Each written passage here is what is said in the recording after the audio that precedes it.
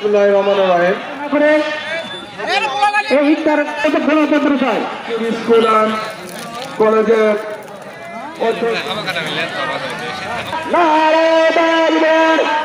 সংকীর্ণ শুধু একটি কথা বলবো, সেটি হলো বাংলাদেশের পতিত আওয়ামী লীগ সরকারের ষড়যন্ত্র কিন্তু থেমে নেই। আজকে আমরা যারা ঐক্যবদ্ধভাবে বিএনপি, জামাত, সাধারণ জনতা, ছাত্র ভাইরা সকলেই মিলে আজকে এই সরকারকে আমরা গদি থেকে, বাংলার মাটি থেকে আমরা উচ্ছেদ করতে সক্রিয় ভূমিকা পালন করছি।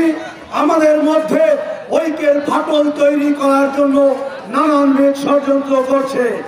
তাই আপনাদের প্রতি উদ্যত আহ্বান জানাবো, যে কোনো বিনিময় মূল্যে আওয়ামী লীগ পদে সকলকে আমাদের ঐক্যবদ্ধ থাকতে হবে।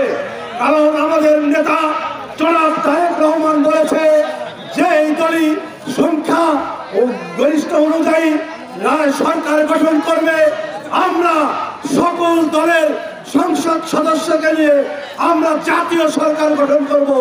তাই আপনারা মনে রাখবেন, আমাদের নেতা তারেক রহমান যে রাষ্ট্র গড়ার স্বপ্ন দেখছে, আপনারা সেই স্বপ্নকে সহযোগিতা করবেন, এই আশা আহ্বান রেখে আপনাদের সুস্বাস্থ্য দীর্ঘায়ু কামনা করে আমি আমার বক্তব্য শেষ করলাম।